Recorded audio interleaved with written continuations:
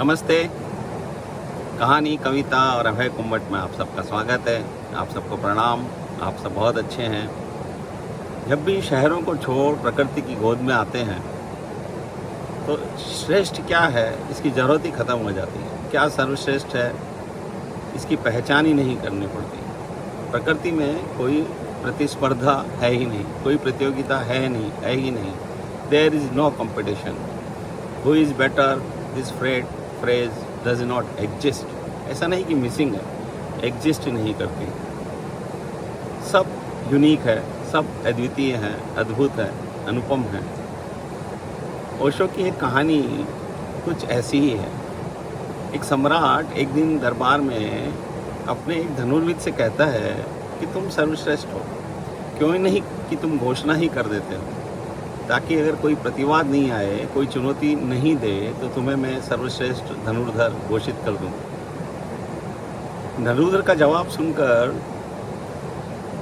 दरबार के द्वारपाल को हंसी आ गई, क्योंकि धनुर्धर ने कहा ही कुछ ऐसा कि प्रतियोगिता का, चुनौती का सवाल ही कहाँ है, मैं श्रेष्ठ ही हूँ, घोषणा कर ही देनी चाहिए।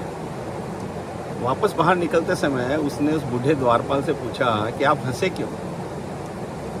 बोला, आपने बात ही कुछ ऐसी की, क्योंकि अभी तक आपको धनुर्विद्या का ABC भी पता नहीं है, आपने सीखने की शुरुआत ही नहीं की है, तो चुनौती का सवाल कहाँ है? मैं एक ऐसे आदमी को जानता हूँ जो आपसे कहीं श्रेष्ठ है। वह धनुर्धर द्वारपाल से, वह आर्चर द्वारपाल से पता लेता है और एक गांव में एक लकड़हारे की तरह, लकड़ी काटने वाले की तरह साधारण जीवन बिता रहे व्यक्ति के पास जाता है।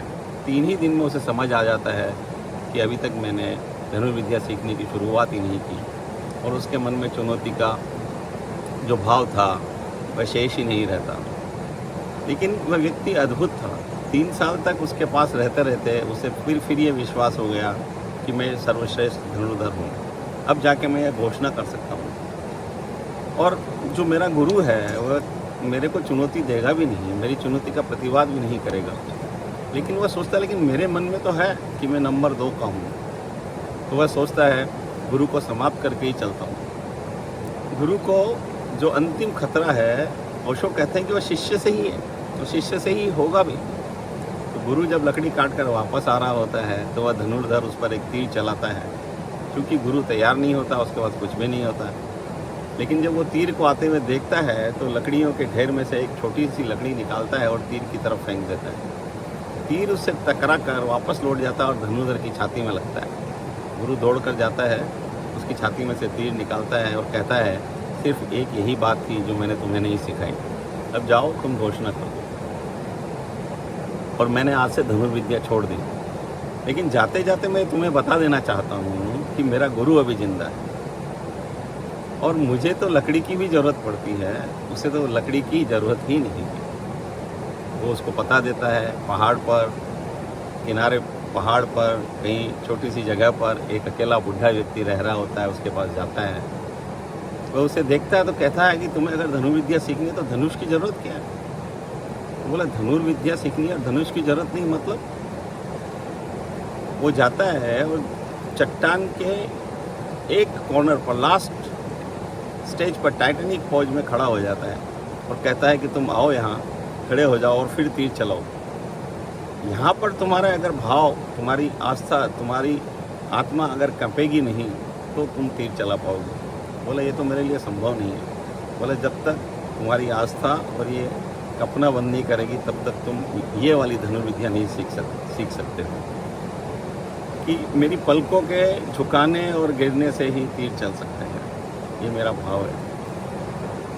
तो ओशो का कहना यह है कि जब श्रेष्ठता की बात है तो चुनौती देने की या मन में श्रेष्ठता की बात आने का कोई अर्थ ही नहीं। प्रकृति ऐसी ही है, प्रकृति में कोई श्रेष्ठ नहीं है, सब श्रेष्ठ है। सब अपने अपने भाव में है, अपने में है, यूनिक है, अद्वितीय है, अनुपम है। और जब भी प्रकृति में आते हैं तो सारा कंपटीशन ऐसा लगता है गायब हो गया है, और सब अपने अपने में मस्त है, सब अपनी अपनी जगह है, अपना अपना काम कर रहे हैं। और प्रकृति हमें हमेशा ये याद दिलाती रहती है। धन्यवाद।